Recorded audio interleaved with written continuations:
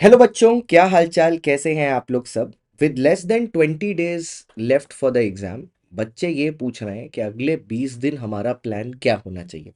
देखिए, यहाँ जो मैं 20 दिन में आपको एक प्लान बनाने जा रहा हूँ, ये एक टेंटेटिव प्लान है। ठीक है, जो कल 26 दिसंबर से शुरू होगा और 14 जनवरी तक जा रहा है। जब आज आप ये वीडियो देख रहे हो, ये प्लान कल से शुरू हो रहा है।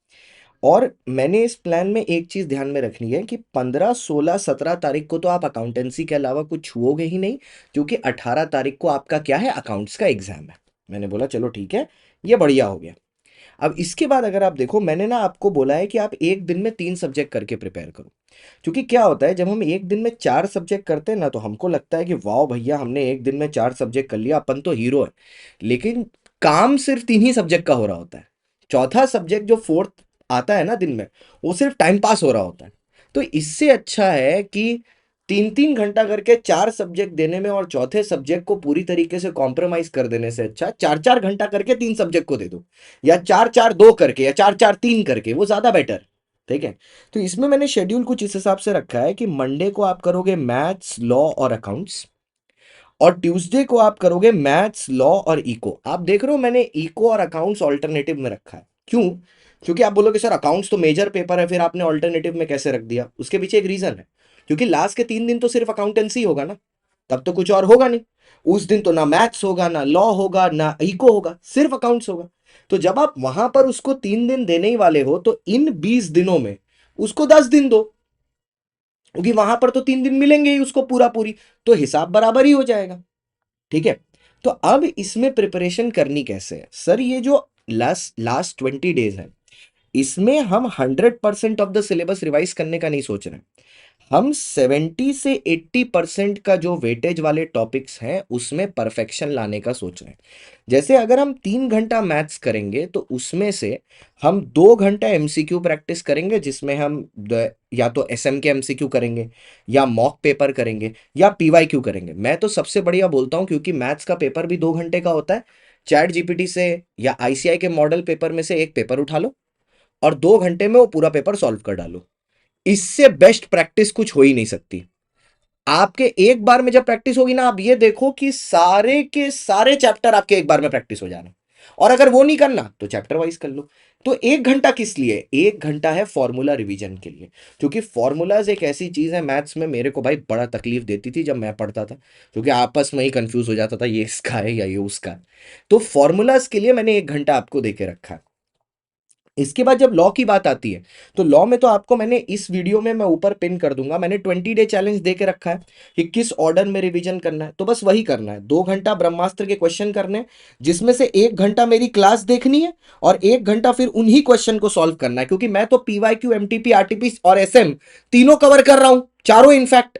तो हर वेरिएंट के क्वेश्चन मैंने आपको करा दिए हैं उसी ब्रह्मास्त्र में। आपको बस उसी को वापस से करना है, कुछ नया इनोवेट नहीं करना, वही को वापस से करना है। और एक दिन दूं, 1 घंटा आपको देना है 3 में से रिवीजन के लिए। रिवीजन किस ऑर्डर में करना है, वो मेरे 20 डे चैलेंज का जो वीडियो है, जिसका पिन लिंक मैं यहां पर डाल रहा हूं, इस वीडियो के डिस्क्रिप्शन में भी डाल दे रहा हूं, यहां आई बटन पर भी लगा दे रहा हूं ऊपर। उसको आपको फॉलो करना है और उसी ऑर्डर में करना है। अब जब अकाउंट्स की बात आती है, तो अकाउंट्स में भी 3 घंटा बैठना है। तो 2 घंटा 70% वेटेज के जो टॉपिक्स हैं, उनको आप रिवाइज करो, या तो ये कर लो, ठीक है, और 1 घंटा थ्योरी पढ़ लो, या सब कुछ छोड़ो, 3 घंटा में पूरा उठा के एक पेपर ही सॉल्व कर डालो, सारे टॉपिक्स रिवाइज हो जाएंगे एक साथ। मैंने आपको 20 दिन में भी ऑल्टरनेटिव दिया है, ऑल्टरनेटिव 2 साइड, या तो आप सिंगल सिंगल चैप्टर प्रिपरेशन करो, या सीधे सीधे पूरा पेपर उठा लो। अब ये सिंगल सिंगल चैप्टर कौन करेगा? जिन्होंने सिलेक्टिव स्टडी करके रखी है, तो वो अपने सिंगल चैप्टर को रिवाइज करें। जिन्होंने पूरा सिलेबस करके रखा है, या 90% ऑफ द सिलेबस करके रखा है, वो पेपर उठाएं। ठीक है, और ऐसा मत सोचना कि आपने 90% का सिलेबस किया तो उस पेपर में 90% आप बना लोगे। अगर 70 80% भी बना रहे हो, दैट इज ऑल्सो इनफ। ठीक है, अब मैंने बोला था ना, इस वीडियो में कुछ स्पेशल भी है। अब उस वाली कैटेगरी में आते हैं, कुछ नहीं किया है तो क्या करें? अभी तक सर मैंने कुछ नहीं किया, या तो किसी सब्जेक्ट में, या चारों सब्जेक्ट में। तो सबसे पहले तो भाई तुम हरि का नाम लो। ठीक है, बोलो जय श्री राम जोर से। ठीक है, या जिस भी भगवान या देवता में आप विश्वास रखते हो, उनकी पूजा तो आज से आप शुरू कर दो, एकदम दबा के। फिर चूरन खाओ, और स्टेप वन, आप एक लिस्ट बनाओ उस टॉपिक का, उस सब्जेक्ट में, अगर 2 सब्जेक्ट है तो 2 सब्जेक्ट में जो 60% वेटेज रखते हैं, उन चैप्टर्स को लिस्ट डाउन कर लो हर सब्जेक्ट में, अगर एक से ज्यादा सब्जेक्ट में कुछ नहीं किया है तुमने तो।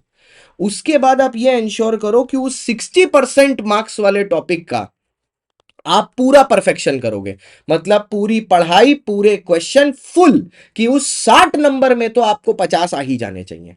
जैसे मैं एक स्टेप 4 का आपको एक एग्जांपल देता हूं अपने पेपर का। मान लो मेरे को 60% के आसपास देखना है, तो मैंने सोगा किया, आईपीए किया, कॉन्ट्रैक्ट किया, एलएलपी किया। This will consist of around 68 marks in the paper. ठीक है, 68 मार्क्स आ गए मेरे पेपर में। ठीक है, अब ये 68 मार्क्स का मैं 100% स्टडी मटेरियल रीड करूंगा।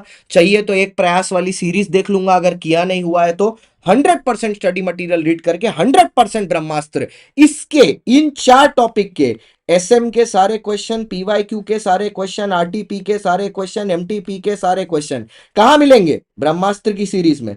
इसमें सब कर लूंगा इन टॉपिक्स के, तो जिससे मेरा एटलीस्ट 68 मार्क्स तो एकदम पक्का हो जाए।